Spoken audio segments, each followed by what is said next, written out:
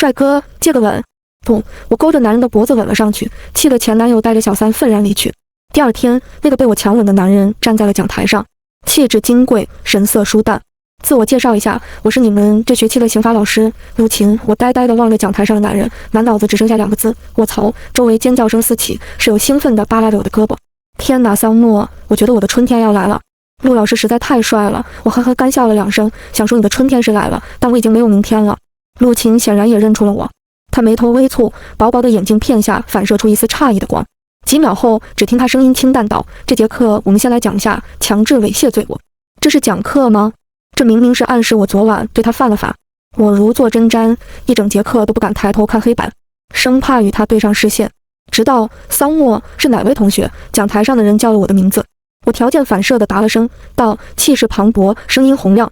对上陆琴那双充满怎么又是我的不解眼神时，我立马虚了，小声问了句：老师，你有什么交代？陆琴敛去眼底的光，淡声道：听说你是班长，待会儿加下我的微信，有些资料给你。晚上我躺在宿舍的床上，捧着手机，在和陆琴的聊天界面中，只有他给我发了一份待打印材料，以及我回他的那句好。除此之外，再无其他。我咬着指甲，内心不断做着挣扎，要不要和他解释一下强吻的事？万一他生气了呢？万一他以后给我穿小鞋呢？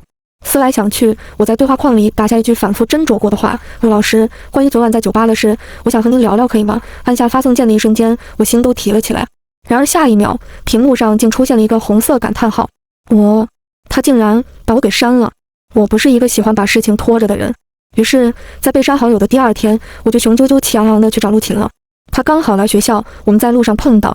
空气清新的早晨，他穿着干净笔挺的黑色正装，金色袖扣在晨光下散发着贵气的光芒。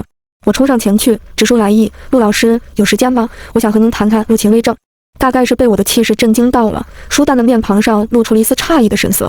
几秒后，他点了点头说：可以。这个时间的校园里人还不是很多，我直接和他说了那晚在酒吧的事。首先，我很抱歉强吻了您，但当时情况特殊，我喝了酒，又被我前男友挑衅。我是为了报复回去才……话还没说完，头顶突然传来一道低沉好听的声音：小心！紧接着，我的手臂被人扯了一下，整个人跌进了一个温暖而又宽阔的怀抱。那一刻，我所有的声音都被堵了回去。错愕抬头，只见陆琴眉心微拧，看着一名同学踩着山地车疾驰而去，而我的心跳莫名加快。室友说的没错，陆琴确实很帅。待那辆山地车走远，陆琴也就放开了我。你刚才说什么？他后退半步，和我保持一定距离。我猜他这样做的目的应该是觉得师生有别，不宜太过亲密。莫名的，我觉得这样划清界限的他很有意思，于是故意不紧不慢地说起那晚的吻，以为他会抵触或是不自在。可没想到他听完后眸底闪过一抹欣慰的光。桑莫同学搞错了，我并不介意那晚的吻，只是觉得你作为女孩子又是我的学生，可能会不好意思，所以才一直没提那件事。我的笑容僵了僵，想到自己刚得知他是我老师时的震惊、错愕、彷徨。好吧，是他赢了。那陆老师为什么删我微信？我颇为幽怨地看着他。要知道，我昨晚可是担惊受怕了一晚上，还以为他因为那个吻记恨上我了，吓得我今早直接来学校门口堵他。陆琴闻言，唇角牵起一抹弧度，那是为了给你长个记性，好让你知道老师是不容侵犯的。不知是早晨的阳光太耀眼，还是校园的风太热烈。我看着他有些痞坏的笑脸，耳朵竟不争气地发烫起来。我好像中毒了一样，心不在焉地回到宿舍。上午没课，室友也都在宿舍，看见我这副样子后，几人皆是满脸错愕。默默，你怎么了？怎么脸这么红？我抬头看着他们，咧起一抹嗤笑。没有发烧，我就是觉得确实是春天到了。第二次上课的时候，陆琴依旧是那副一本正经、高冷疏离的模样。我当着全班同学的面举手。陆琴看了我一眼，桑莫同学有什么问题？我笑着说：老师，您再加一遍我的微信呗。陆琴挑挑眉，没有作声。恰好班里有人起哄：班长，陆老师把你给删了呀。我笑盈盈地点了点头，说：是啊，可能陆老师想和我们保持距离吧。当着我和全班同学的面，陆琴面不改色。桑莫同学想加，那就等下课后加回来好了。班里的同学趁机笑着追问：老师，能不能也加上我们啊？陆琴掀起眼皮扫了他们一眼，薄唇间吐出3个字：不可以。虽然事后陆琴也解释了不加微信的原因，是因为学校禁止老师和学生关系过近，但大家都开玩笑，陆老师偏心班长。我故作骄傲地抬起下巴，笑道：谁让你们当初都不竞选班长？教室里笑声一片。隔着不远的距离，我朝讲台上那人看去，见他神情平淡，眉眼间却隐隐带着一份笑意。察觉到我的目光后，他看着我笑了笑，眼睛里仿佛有光。那一刻，我的心跳越发明快。偏心吗？我想大概是这样的。陆琴发给我的那份文件是一个辩论赛的活动内容，我趁机向他咨询了很多问题。最后他意味深长地发语音来问桑莫：“我记得你以前没少参加辩论赛吧？”他的声音低沉稳重，我的名字从他口中念出，仿佛也变得好听起来。我抿唇偷笑，陆老师怎么知道？难不成你私下里偷偷关注过我？陆晴过了很久才回：“老师关注学生的情况不是很正常。”这话的意思不就是他关注过我？我越发开心，非常自觉地忽略了他话里真正想表达的意思。几秒后，我又给他发过去了一个问题。对话框里显示对方正在输入中，持续了很久。不过我迟迟没有收到陆晴的回复。到了第二天，我又坐不住了，直接跑到陆晴的办公室。陆老师，我微信发你的问题，你怎么不回我呀？话音落下，我赫然发现陆晴的办公室里站着其他几位老师，甚至连校长也在。看到我时，陆晴的眼中飞快闪过了什么，但很快又恢复平淡。桑莫，有什么事待会儿再说，老师这边还有点事。我瞧着办公室里的架势，愣愣地说了声好。然而事实是，我的脑海中已经浮现了一出大戏。校长待人为恭，可怜幼小且无助的陆老师几次犹豫之后，我弱弱开口询问：“校长，我们陆老师该不会犯了什么错吧？”在场的几位老师都愣住了。校长意味深长地看了我一眼，问：“同学，你觉得你们老师会犯什么错？”“那当然是不会犯错。”我理所当然地说。“校长，陆老师在我们班级是很受欢迎的，大家都觉得他讲得很好，课堂也生动有趣。所以就算有错，那也是别人的错。”我悄咪咪地瞅了他一眼，其他几位老师都笑了起来。“陆晴，看来你在学生心中的威望还是很高的嘛。”我们和校长还没说什么呢，这小姑娘立马就维护起你了。陆晴嘴角一勾，我这位学生思想活跃，性格直率，各位别介意。听到这话的我，已然意识到自己误会了校长他们。但看着陆晴脸上难得露出的笑容，我脑袋里再容不下其他东西了。待校长等人走后，我脑子一抽，问了陆晴一句：“如果我现在再亲你，你会告我吗？”陆晴微微一愣，不等他反应过来，我突然冲到他面前，勾住他的脖子，拉到自己面前，像那晚在酒吧一样，但我没有吻上去。气氛有些暧昧，我和陆晴四目相对。她的瞳孔是有些深的黑棕色，唇瓣微薄，色泽粉嫩。我瞧见她的喉结微微滚动，带着致命的诱惑，脸颊忍不住发烫起来。桑莫同学，你这是在做什么？陆晴率先打破沉寂，她挑着眉，满脸兴味地看着我问。因为离得近，我甚至闻到她身上好闻的香水味，如她的人一样清冷诱人。对上那双迷人的眼神，我瞬间没了勇气。那什么，我缓缓放开他，我就是想测试一下陆老师会不会起诉我。陆晴轻笑出声，找借口都找得这么随便。我脑子一热，反问他：那陆老师觉得我是为什么呢？这下倒是轮到陆晴哑口无言了。他脸上的笑意慢慢淡去，神色变得认真起来。桑莫，他刚叫出我的名字，声音还是一如既往的好听，我却直接转身落荒而逃。接下来的几天，我和陆晴没再联系，就像和朋友闹别扭似的，我躲着不见他，也不和他有任何交流。我知道自己到底为什么别扭。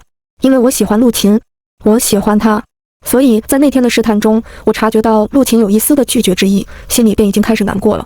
室友都看出了我的异常，问我发生了什么事。我撒谎说身体不舒服，晚上心不在焉的去了学校后门的小吃街，本想随便吃点饭，但没想到竟然遇到了前男友。他大概是跟人喝了酒，看见我时又对我动手动脚，说什么忘不掉我，不该出轨其他女生。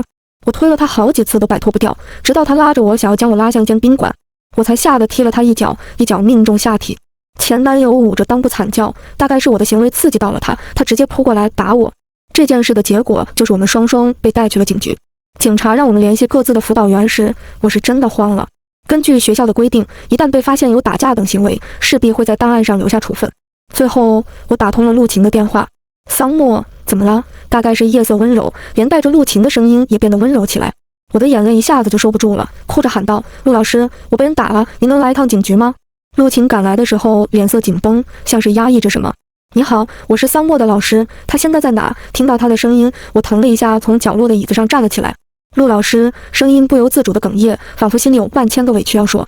陆晴的目光看过来，那刹那，我好像从他的眼神中看到了紧张与害怕。他在害怕什么？我委屈地看着他，大步走到我面前。没事吧？有没有哪里受伤？陆晴上下打量着我，声音紧绷。我摇了摇头，说没有。他这才松了口气。我哭着扑进他的怀里，跟他告状。那家伙打我一巴掌，还扯我头发，我差点就被他带去宾馆了。陆晴的身体微微一僵，几秒后，他抬手抱住了我，大手在我的背上轻拍了几下，安慰说：“没事了，别怕。”后来，前男友的辅导员也来了，得知事情经过后，板着脸让前男友跟我道歉。凭什么？前男友扯着嗓子表示不服。桑莫踢了我命根子，我还没验伤呢，这要是出了什么问题，谁负责？他给也整笑了，竟敢在我这个未来律政俏佳人面前讨论谁的责任，这不是找死吗？我正想和他一论高下，一只大手轻轻拍了拍我的后脑勺，接着陆晴便挡在我前面，居高临下的看着我前男友。根据我国刑法第237条规定，强制猥亵应该被判处5年以下有期徒刑。如果你想告，请尽快联系我。说着，他递出了一张名片，上面写着他的名字陆晴以及某高级事务所合伙人身份。前男友瞬间就被他的气场震慑，一时间怂地躲到了他辅导员身后，骂骂咧咧：“牛什么牛？等老子到了你这个年纪比你牛逼！”陆晴淡淡的扫了他一眼：“你先到了这个年纪再说。”前男友被对得哑口无言，最终被他辅导员给领走了。我望着陆晴高大的背影，突然有种很踏实的感觉。如果以后另一半是他，大概就不会发生男朋友出轨那样的事情了吧。陆晴开车将我送回了学校。车子开到宿舍楼下的时候，我突然叫了声他的名字：“陆晴。”他诧异地看着我，笑：“怎么去了趟警局就不知道尊师重长了？”我抬眸看着他，不答反问：“上次我在微信上的问题，你能给我答案了吗？”陆晴微愣，像是已经忘了我指的是什么。我又重复了一遍：“你有没有女朋友？”陆晴看着我喉结滚动，几秒后，他哑声说：“没有。”话音刚落，我就吻了上去。他睫毛轻颤，眸底晕开了一层涟漪。“我喜欢你，所以我们要不要交往试试？”陆晴没有推开我，我试着咬开他的唇瓣，他却没有动弹。直到我松开他的那一刻，他才缓声开口，嗓音有一丝沙哑。他说：“桑墨，你知道我们在一起意味着什么吗？”我眨了眨眼，告诉他：“我当然知道。”陆晴面色认真：“你不怕被人非议？”我回答得毫不犹豫：“不怕。”陆晴微微拧眉：“就算被人胡乱猜测，被冠以难听的骂名，你也不怕？”我勾唇笑了起来：“不怕。”陆晴的表情更加严峻，又问：“如果你会因此受到处罚，学业也受到影响呢？”我目光坦率地盯着他：“这些我都不怕。”陆老师，我一没做错什么，二没想要借你关系得到利益，我有什么好怕的呢？我桑墨坦坦荡荡的喜欢你，就算有流言蜚语，我也能挺直胸口的说，我就是喜欢你。陆晴闻言，瞳孔缩了缩。我知道他需要时间考虑，于是体贴地下了车。离开之前，我看着他难得反应迟钝的模样，只觉得十分可爱，没忍住又亲了他一下。陆老师再见。我蹦蹦跳跳的回了宿舍，心情难以抑制的激动。室友见状纷纷问我是不是恋爱了，我也没瞒着他们。我向陆老师表白了，他们听完直呼牛逼，纷纷说如果成功了就要请他们吃饭。其中一人凑到我身边，笑得满脸谄媚。他说：“默默，我最近看上了陆老师另外一个班的学生，你能不能让陆老师帮我牵线？”我听完就怒了：“张娜娜，你前不久不还说陆老师是你的春天吗？怎么这么快就又看上别人了？倒不是我得了便宜还卖乖，主要是张娜娜这闺女见一个爱一个，好几次都被渣男伤。我和其他几个室友可谓是替她擦碎了心，就怕她下次又爱上渣男。”张娜娜被我吼得瑟瑟发抖，满脸委屈道：“陆老师是好看，但他年纪太大了吗？哪有年轻小伙来的吸引人？”我一听就又不满意了：“陆老师哪里老了？他明明还是个鲜嫩多汁的大帅比。”话音刚落，寝室里齐齐爆发出一声脏话：“操，滚！”面对室友们统一嫌弃的目光，我讪讪地摸了摸鼻尖，陪笑道：“好好好，陆老师老，陆老师最老了。”因为陆晴还没答应我的追求，所以我拜托室友们先不要说出去。他们纷纷表示这点义气还是有的，我也很信任他们。只是到了上陆晴的课时，张娜那几人便开始笑得一脸暧昧，然后朝我挤眉弄眼。我既无语又想笑，最后骂骂咧咧地朝他们比了个嘴型：“滚！”他们这才笑停下来。不过很快，张娜娜就一脸震惊地用胳膊肘撞了撞我，搞得我一度以为地震了。结果她将手机偷偷递给我说：“快看学校贴吧，有人诋毁你和陆老师。”我接过手机一看，只见学校贴吧里有人发条匿名帖子，说我和陆晴有不正当的关系，同时附上偷拍我和陆晴的接吻照片。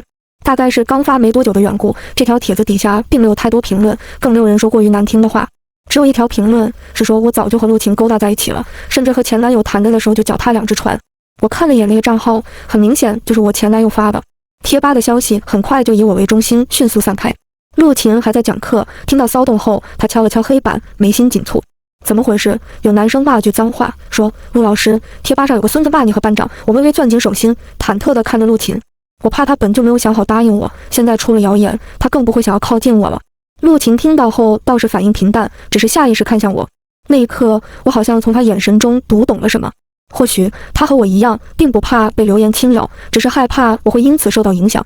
我的室友们满脸担忧地看着我：“默默，你没事吧？”不等我说话，班里的男生已经开始说：“陆老师没事儿，我们全班同学都能给你和班长作证。班长是什么为人我们都知道，如果这孙子继续诋毁你们，那咱们就合力把他告到监狱去。”对，没错，甚至不用陆老师您出手。听着班里的附和声，我很是感动。因为是班长的缘故，我和班里每一个同学都有接触。虽说我们来自五湖四海，家庭背景各不相同，然而不论发生了什么，我们总能团结一致。那什么，我咳了2声，强忍着闪烁的泪光，笑着开口：“我确实喜欢陆老师，也跟他表白了。虽然暂时不打算昭告天下，但不想瞒着你们了。”话说完，班里立马爆发起欢呼声，男生直呼班长牛皮，女生则哀嚎：“默默，你要和我们抢男神了吗？”我坐在人群中，笑看着讲台上的男人，眼中泪光闪烁。片刻后，陆晴出声稳住了局面。感谢大家的好意，贴吧的事老师会处理好，你们先自习吧。桑莫，你跟我来一趟。堂而皇之的，他当着全班同学的面叫我跟他去办公室。班级里到处都是起哄的声音，我却莫名紧张，总觉得他又要和我分析什么利弊。跟着陆晴到了办公室，他接了杯水递给我，我心不在焉的接过，低着头不敢看他。陆晴沉默了一会儿，开口，担心贴吧的事。我摇了摇头，接着下巴被他挑起，目光不得已对上他那双深邃的眸。陆晴拧着眉看我，似是不解，那你为什么不开心？语气中带着不易让人察觉的纵容与温柔。我心里发烫，想都没想将自己的心思说了出来。你不能因为流言就拒绝我，这对我不公平。我声音哽咽，越想越觉得委屈。我都还没有正式追求他，怎么能这样就被判了死刑？陆晴用指腹替我擦去眼角的泪，薄唇紧抿。我在他的眼中看到了几分我读不懂的情绪，似挣扎又似克制。我不懂他的情绪，可我却懂他的沉默。一言不发的沉默就等于变相的拒绝。难过顿时涌上心头，我控制不住的生气，一把拍开了他的手，说：算了，我不要喜欢你了。我室友说的对，找男朋友还是同龄人比较好，不会被人非议，更不用担心受影响。说完，我哭着想要绕开他离去，手腕蓦地被攥住，不待我反应过来，一记深吻落在了我的唇上。我错愕地睁大双眼看着近在咫尺的陆晴，不知过了多久，我脸都红了，陆晴才放开我。他挑眉玩味地看着我，平时那么凶，结果连接吻都不会。我脑袋还有些转不过来，红着脸结结巴巴地回怼：你这么会亲，一定没少练。陆晴轻笑出声，突然将我抱进怀里，靠在他的胸口。我紧张地揪着他的衣摆，小声问：你这算是答应我了吗？陆晴低低地嗯了一声，说：答应你，我们在一起。他的声音温柔又宠溺，我忍不住翘起嘴角，抬头在他脸上亲了一下。那你以后就是我男朋友了，陆老师。陆晴挤着我的脸，嗤笑一声道：桑莫，老师年纪大，比不了你年轻人。你以后要是敢变心，老师就让你毕不了业。我嘴角抑制不住上扬，扑进了他的怀里。我才不会变心呢。陆晴只比我大了5岁，在我20岁这年，他25岁。我们在一起了。当我将这个消息告诉给室友时，他们纷纷吵着闹着要让陆晴请客，于是就有了后来的局面。比我们年长5岁的陆老师乖巧地坐在餐桌对面，接受我室友的考察。张大说：陆老师，你比默默大了5岁，也就是说，你读大学的时候，我们默默还在上初中。以后你如果对他不好，我们几个可就去告你为老不尊，拐卖无知少女了呀。虽说他也曾痴迷过陆晴的脸，可在这一刻，他作为我的好朋友兼室友，却是毫不犹豫地站在我这边。我既感动又想笑，佯装生气地拍了他一下。陆老师才不会欺负我。陆晴看着我们打闹，始终带着和煦的笑。也许在他眼中，我们还是一群没长大的孩子，可他愿意任我玩闹。放在桌子下面的手与我紧紧十指相扣。吃完饭，天色便已经暗了下来。张大几人找借口溜了，走之前，他们不断冲我挤眉弄眼。我面红耳赤，不由得想到了他们刚才趁陆晴不在，撺掇着让我今晚就睡了他的事。然而我对那些事并没有准备。我总觉得在一段关系尚不稳定时，到那一步还为时过早。只是如果陆晴要求那样呢，我要不要拒绝？这个纠结随着陆晴的车停在宿舍楼下消散。我微怔：你待会儿还有事吗？陆晴也愣住，为什么这么问？我说：既然没事，怎么这么早送我回来？说完这话，他看我的眼神陡然变得意味深长起来。我知道他误会了，脸颊一下子红了起来，磕磕巴巴的解释：不是，我的意思是……话还没说完，陆晴轻轻拍一下我的脑袋：小姑娘家想什么呢？我不会碰你。听到这话，我松了口气，幸好他没有那样要求我。可紧接着我又有些失落。听别人说，男人在面对喜欢的人时是控制不住欲望的，可陆晴对我似乎还是无欲无求的样子，是不是意味着他没有那么喜欢我？想到这个可能后，前一秒还在开心的我，心情瞬间低落下来。陆晴奇怪，怎么老师哪里做的不对，惹你不开心了？我别扭的摇摇头，这个问题要我怎么说？难道质问他你为什么不想睡我吗？我当然说不出这种话。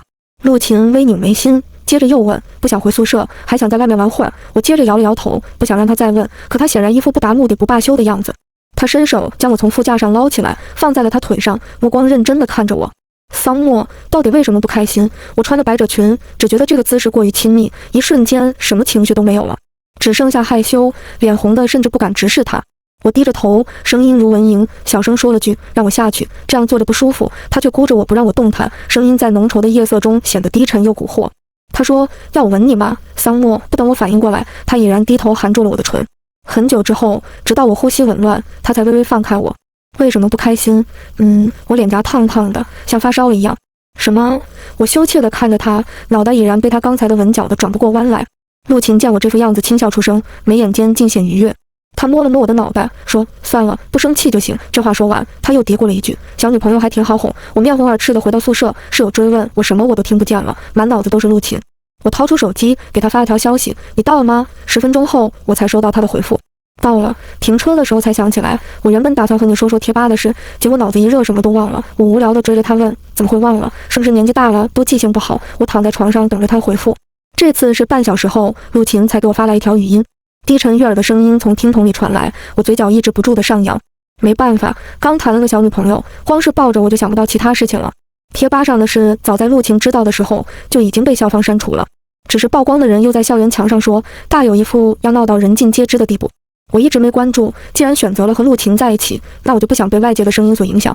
而陆晴也和我说过会尽快解决此事，但我没想到他所说的解决办法竟是辞职。当他把这个消息告诉我时，我还是有些愧疚。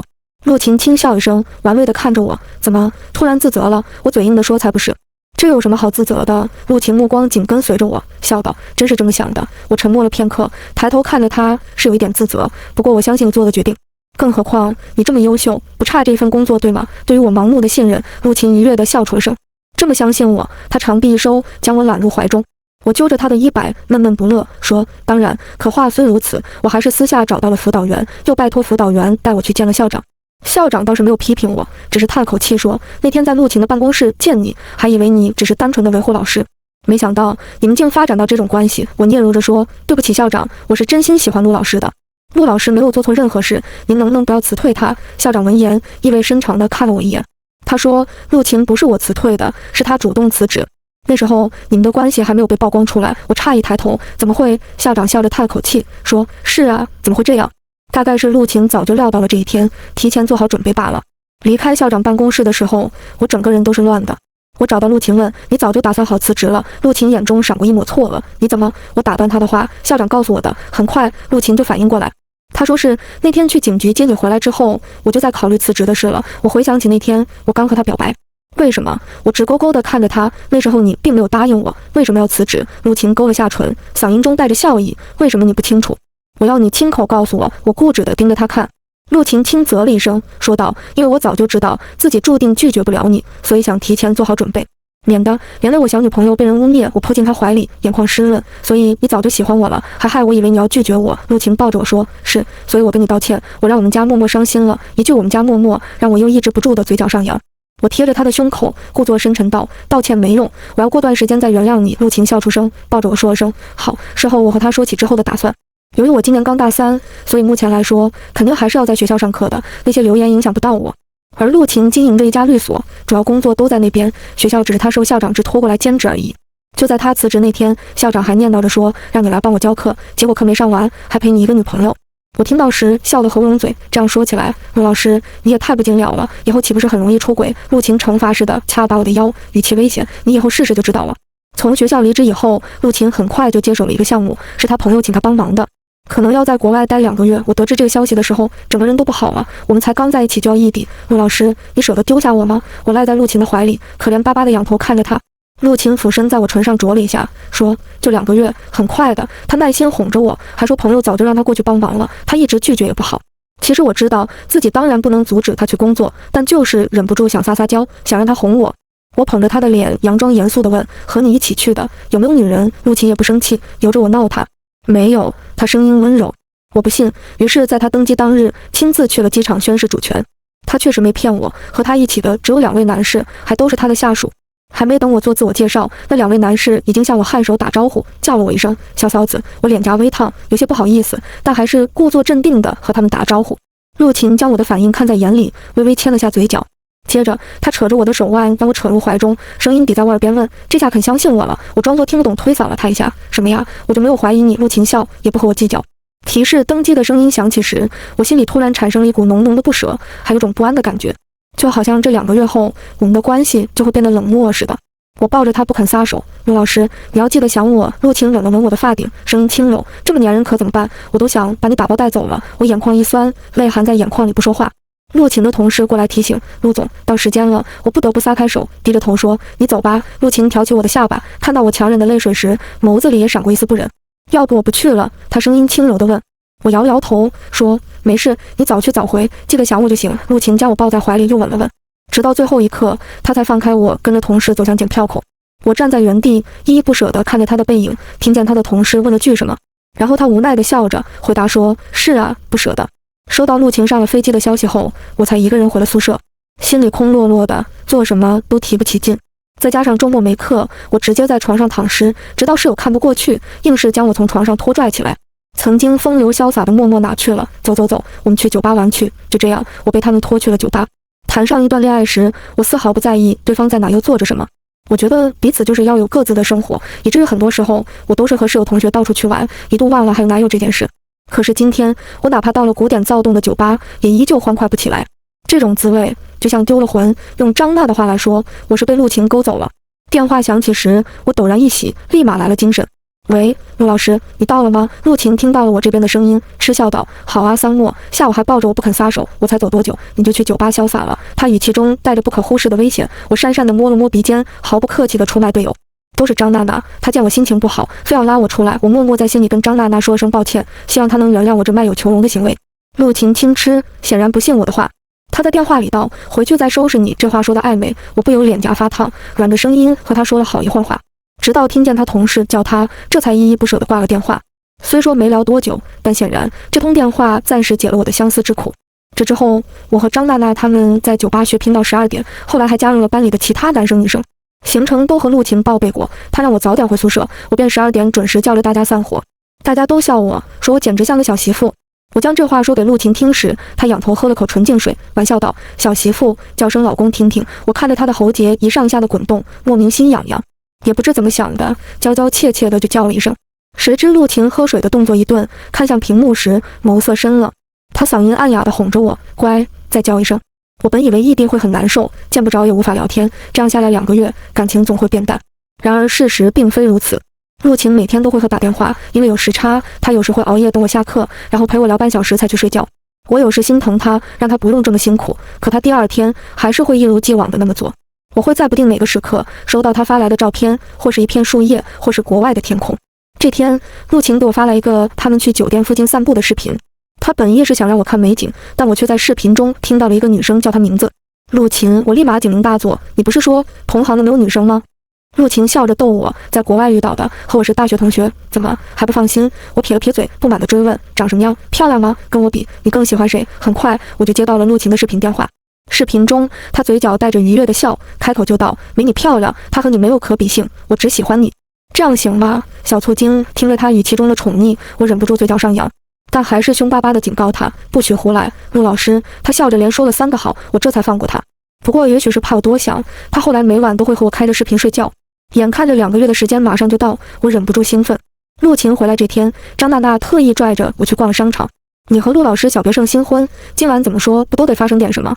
默默，你看这件内衣咋样？保证你穿了能让陆老师看着他比我还激动的样子。我无语地翻了个大白眼，残忍告诉他，陆老师不是那样的人。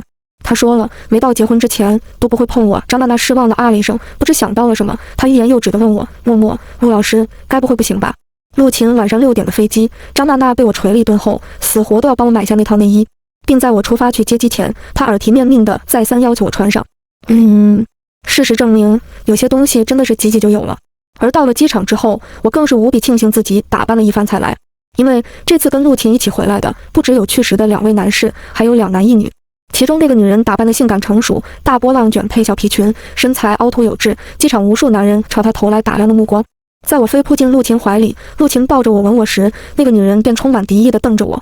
我顿时知道了她的身份，这大概就是那天我在陆晴视频里听到的声音主人。老陆，这谁啊？不和我们介绍介绍吗？女人掀起红唇道。她的眼神像是恨不得将我从陆晴身上扒下来，开口便向我表明她和陆晴的关系不一般。陆晴握着我的手介绍，我女朋友桑诺，学法的，今年大3。在场的其余4位男士都笑着叫我小嫂子，唯独那个女人虎视眈眈地瞪着我。现在的大学生都喜欢找比自己年龄大的嘛。她语气中不乏轻蔑嘲讽之意，俨然是说我和陆晴的关系不干净。陆晴蹙了蹙眉，看着他身边的男人冷声道：李浩，管好你女朋友。我倍感震惊，原来这女人有男朋友，就这还在陆晴面前花枝招展。我嫌弃地撇了撇嘴，抱着陆晴的腰问：接下来你要去哪呀？因为陆晴帮了他朋友大忙，解决了国外难缠的客户，所以他朋友早已组好局，要为陆晴等人接风洗尘。陆晴抓着我的手问：想去吗？我一听说吃饭的地儿在5星级酒店，便连连点头。陆老师，快带我去见见世面，或许是久别重逢。我很明显地感觉到陆晴到哪都黏着我，当然还是我黏他粘得更紧些。陆晴的朋友名叫向泽，见我和陆晴吃饭都腻腻歪歪，笑着说起了荤段子。看你们这样子，干脆今晚给你订间酒店好了。2个月没见，不得先干柴烈火一番。陆晴掀起眼皮扫了他一眼，提醒道：“他还小，你别什么话都说。”是啊，一道女生插进来，还是那个女人。他鼻子扫了我一眼，道：“向泽，你又不是不知道，陆晴有洁癖，什么随随便便的女人可上不了他的床。”此话一出，向泽和其余人纷纷变了脸色。我在心底嗤笑，这女人的脑子怕不是屎做的。明眼人都看得出来陆晴对我的态度，偏偏她嫉妒的什么话都说，也不嫌丢人。包厢内短暂的静默，陆晴旁若无人地擦了擦手，然后看着我问：“吃饱了吗？”我点了点头。那就走吧。陆晴直接带着我离开了饭局。刚出门，向泽便追上来和我道歉。我受宠若惊，连忙说没关系。想到陆晴和他可能还有话说，我便借口去了洗手间。2分钟后，我收到陆晴的消息，说在酒店外等我。我洗了手，正打算出去，谁知迎面撞上那个女人王婉。她踩着高跟鞋，高高在上的说：“聊聊吧。”我翻了个白眼，抱歉，我和你没什么好聊的。王婉像是没听见，自顾自地说：“陆晴家是高门大户，可不是什么乱七八糟的人都能进的。”我停下脚步，转头兴了盎然地看着她，所以陆老师才没要你吗？这句话像是戳中了王婉的痛点，你倒是伶牙俐齿。她面色微怒地瞪着我，我扬了扬唇，谢谢夸奖。王婉冷哼一声，又说：“你不用急着得意，陆晴不过是看你年纪小，图个新鲜罢了。等他玩腻了，就会找个门当户对的女人结婚，而你注定是被丢弃的垃圾。”听到这里，我已经足够厌恶这个女人了。我冷笑着反问：“既然是垃圾，你还在我这儿乱咬个什么劲？跟条疯狗一样。”你……王婉用她那做着精致美甲的手指着我。我丝毫不怯，毫不掩饰地嘲讽道：“我年纪小怎么了？年纪小也不是让你用来抨击的借口。反倒正因为我年纪小，所以我爱陆老师才会爱得更纯粹。你算个老几？有什么资格说我？本来想的都是女生，何必彼此为难？但没想到阿姨您这么不懂事，非要逼我骂你。”婉婉的脸色已经不能用难看来形容，她指着我半天说不出话。我冷冷地看了她一眼，便转身离去。谁知刚走出洗手间，就看到等在门口的陆晴。我愣了愣，然后笑着跑到她面前：“不是说在车里等我吗？”陆晴刮了刮我的鼻尖，笑得十分宠溺：“我要是不过来，岂不是要错过你这凶巴巴的一面？”你说谁凶？我佯装生气，在她腰上拧了一下。陆晴眸色一暗，蓦地抓住我的手：“待会儿再收拾你。”接着他带着我离开酒店。身后婉婉追出来叫他的名字，但陆晴头都不回，宛如没听见。折腾了半天，直到坐进车里的那一刻，时间才真正属于我和陆晴。我坐在副驾上，和他笑着对望，直到他敞开双臂，嗓音温柔地说：“过来抱抱。”我才扑进他怀中，心里滚滚发烫，2个月积压的思念在这时爆发。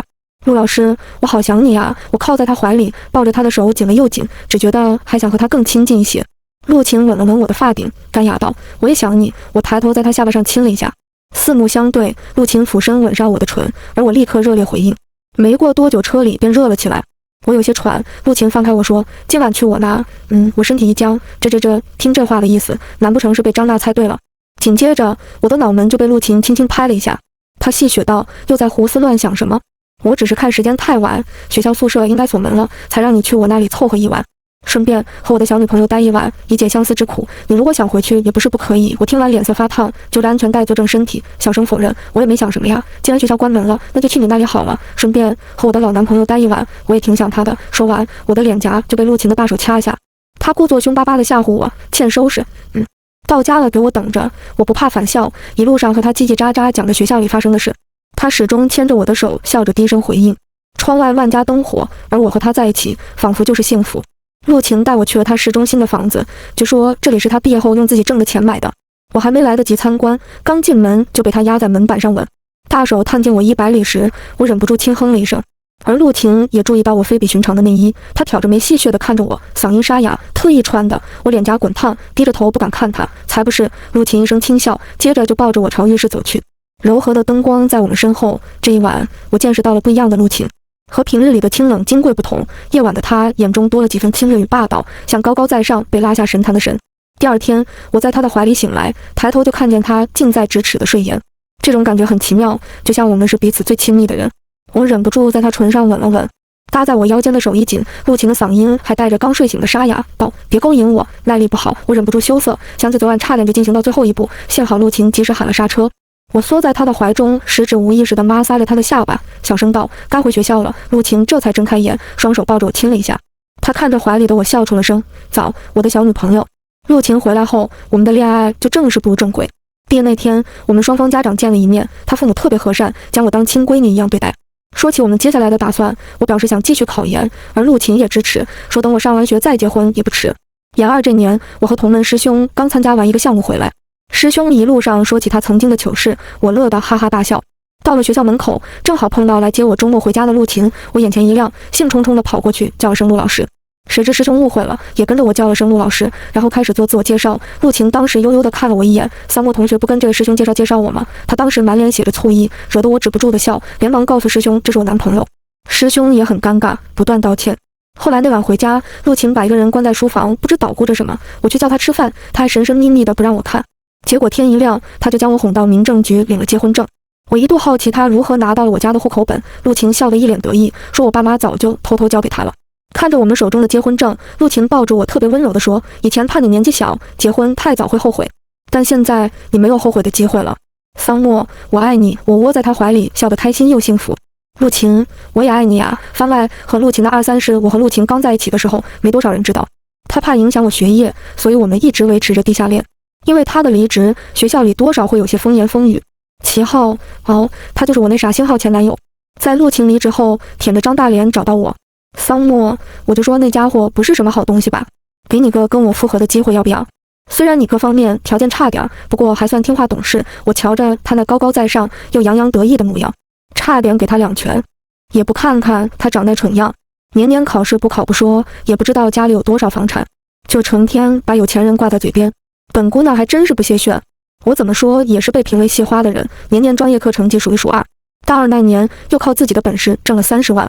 我爸妈为了庆祝，说要送我一台车。我当时刚和齐浩在一起，怕他有压力，索性就拒绝了。可没想到他还狗眼瞧人低了，我当众给了他一个大比斗。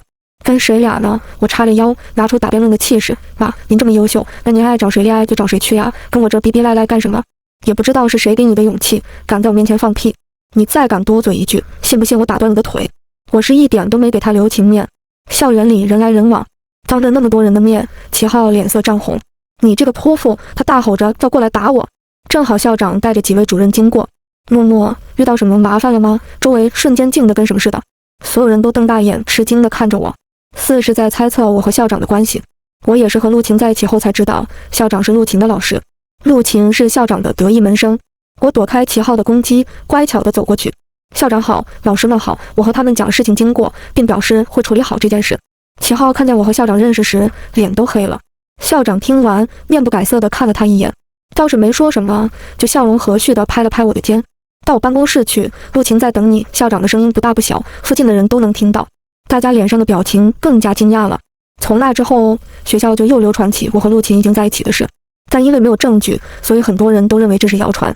直到那次，陆琴送我回学校，将我按在黑灯瞎火的小树林里亲，有2个被他教过的小情侣刚好也在。当我们4人面对面撞见时，那对小情侣看了看我和陆琴，又看了看我和陆琴握在一起的手。男生，嗨，陆老师，你们也来那什么呀？那瞬间，我是不知道陆琴作何感受，但我险些尬出天际。那什么呀？同学，饭可以乱吃，话可不能乱讲哦。陆琴带我见父母这天，我没有任何准备，撅着屁股在家里翻箱倒柜之后，我成功的把衣柜弄乱了，可还是没有找到适合见家长穿的衣服。我平时穿的那些，要么太正经职业需要，要么太不正经背心、热裤、大 T 恤。最后，我绝望地瘫倒在床上，睡裙随着我的动作缩短了1截。陆老师，怎么办啊？现在去买应该也来不及了吧？陆琴淡定地看了我一眼，她先是从我身下拽走一件衣服，熟练地叠着。几秒钟后，我被她腾空抱起。陆琴，你干什么？我惊恐地看着她，但她只是淡淡地睨了我一眼，嗓音暗哑道：“你的事先不说，咱们先把我的事情解决了。”2小时后，我浑身虚脱，被她从浴缸里捞出来。这个样子让我怎么去见叔叔阿姨吗？我忍不住小声抱怨。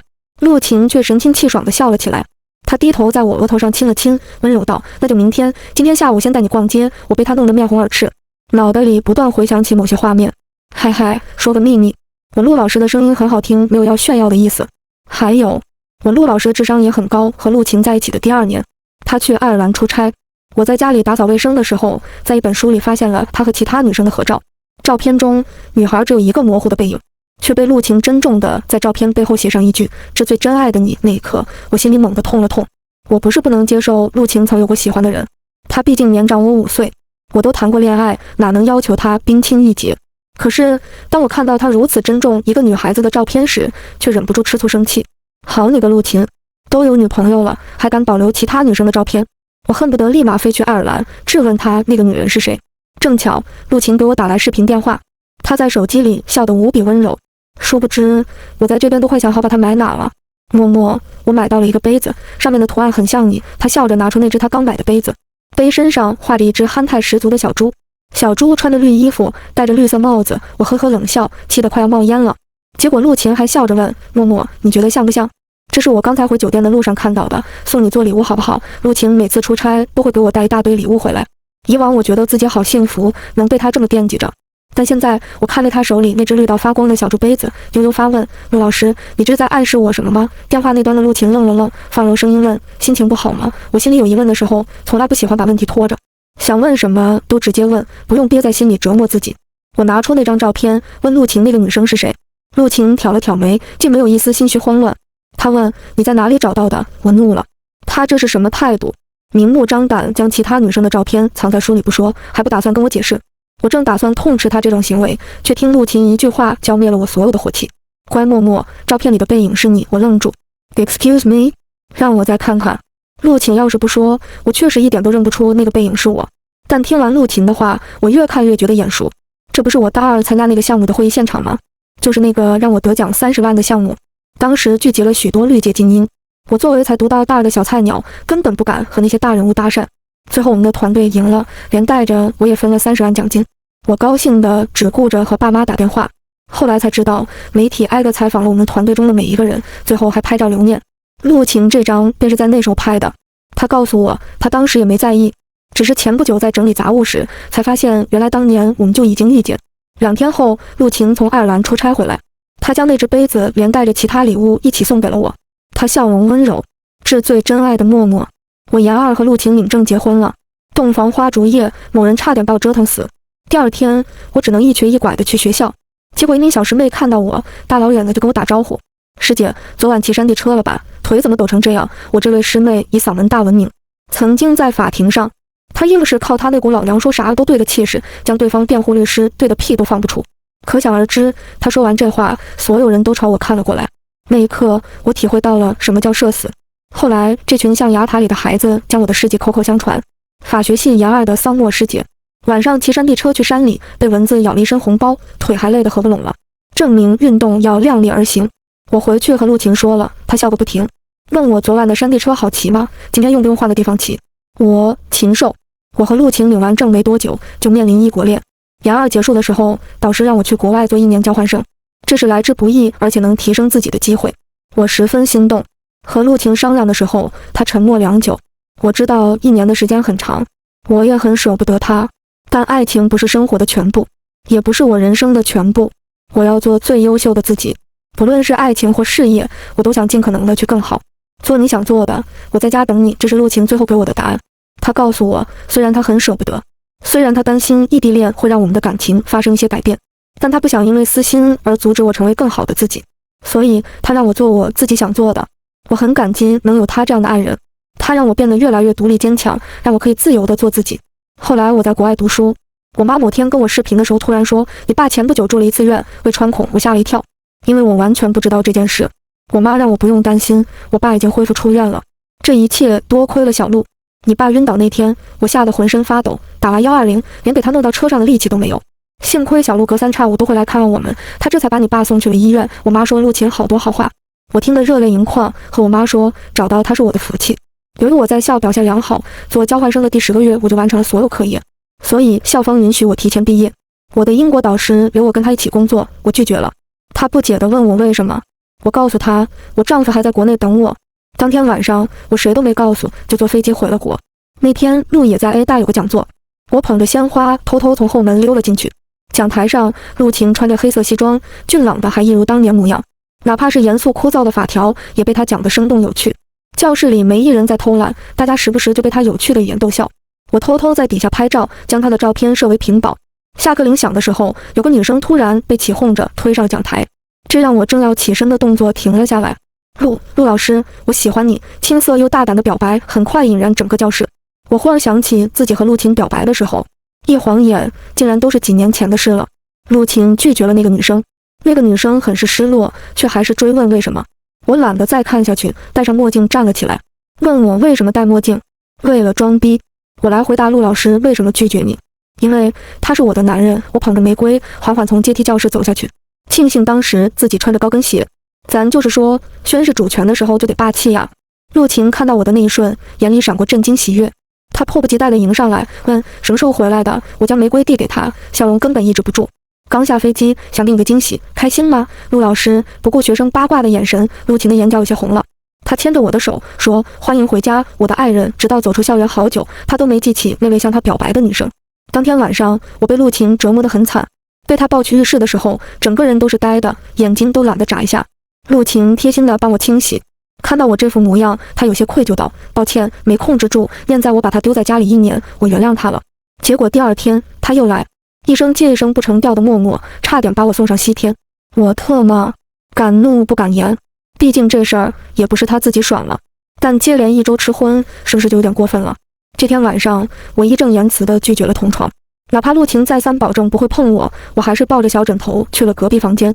睡到半夜，我突然被热醒，只见陆晴这家伙不知何时又跑来和我睡了。他抱我抱得紧，11月份的天气，硬是给我捂出一身汗。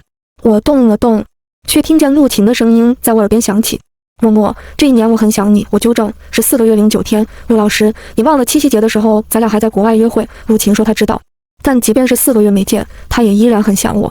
不得不说，陆晴真的很会。我听完，心里软得一塌糊涂，转过身亲了亲她的嘴唇。